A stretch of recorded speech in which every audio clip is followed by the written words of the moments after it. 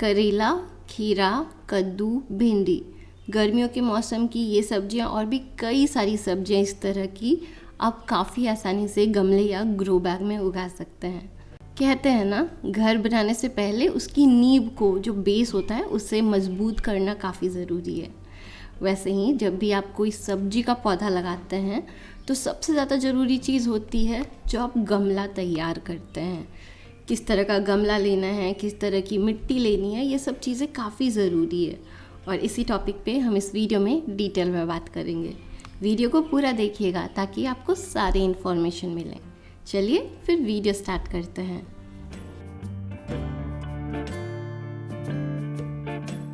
सबसे पहले तो आपको एक अच्छा सा गमला या ग्रो बैग लेना है। गमला या ग्रो बैग की क्वालिटी मैटर नहीं करती है, बस वो मजबूत होना चाहिए। जो मेन चीज़ है ना, वो है उसका साइज, जिसके बारे में हम आगे बात करेंगे।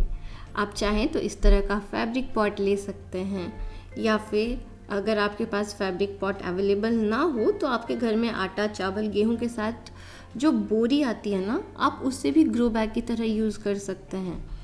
ये मज़बूत भी होता है और साथ ही साथ इसमें बहुत सारे छोटे छोटे पोर्स होते हैं।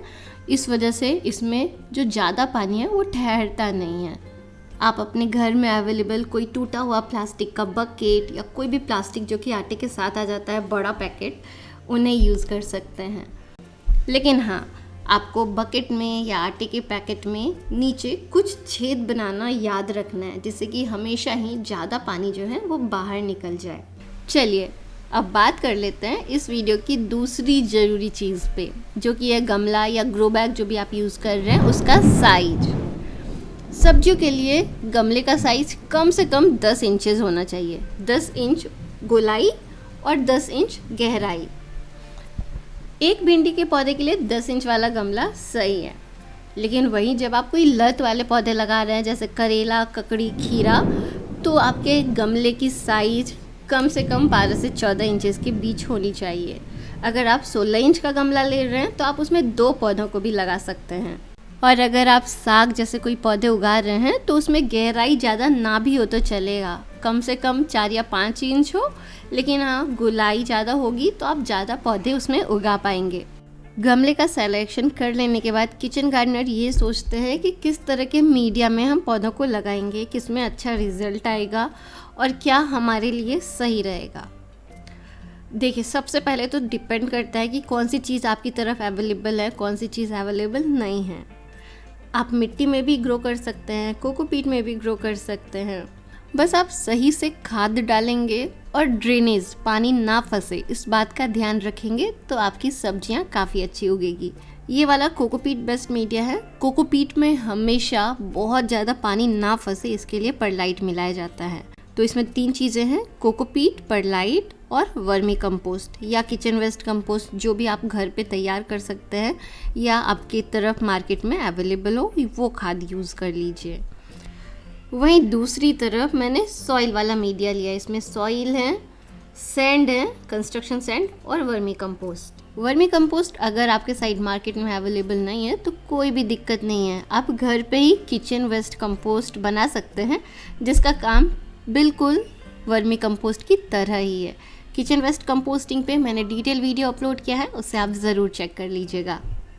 और मिट्टी में बालू, कंस्ट्रक्शन सैंड मिलाने की वजह ये है कि इससे मिट्टी काफ़ी अच्छे से वेल ड्रेन होती है और पानी नहीं फंसता। मैं पता है क्या करती हूँ, एक ही साथ बहुत सारा मीडिया तैयार कर लेती हूँ, कोकोपीट वाला भी और सॉइल वाला भी, और जब जो मन होता है वो यूज़ करती हूँ। कोकोपीट वाले मीडिया के बारे में एक खास बात ये है कि इससे टेरेस या बालकनी पे ज़्यादा भार नहीं पड़ेगा, क्योंकि ये वाला मीडिया काफ़ी हल्का होता है। और अगर आपके पास बहुत सारा मीडिया मिक्स करके स्टोर करने की जगह नहीं है तो भी कोई प्रॉब्लम नहीं है, मेरे पास एक उपाय है। अभी आगे हम बात करेंगे कि कैसे गमले को तैयार करना है, और मैंने कोई मीडिया उसके लिए प्रिपेयर नहीं किया है। गमले को तैयार करेंगे, साथ में मीडिया भी गमले में ही प्रिपेयर कर लेंगे।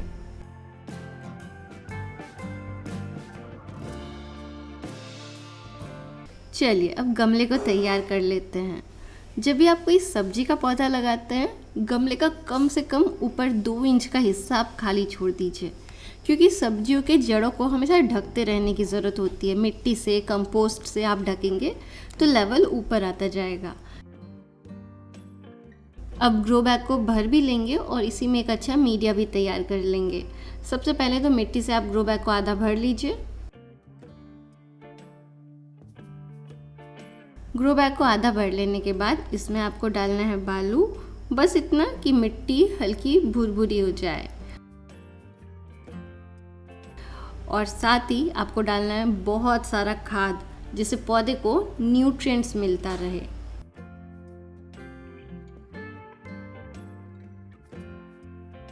ग्रो बैग तैयार है, लेकिन रुकिए, अभी इनमें बीजों को मत लगाइए।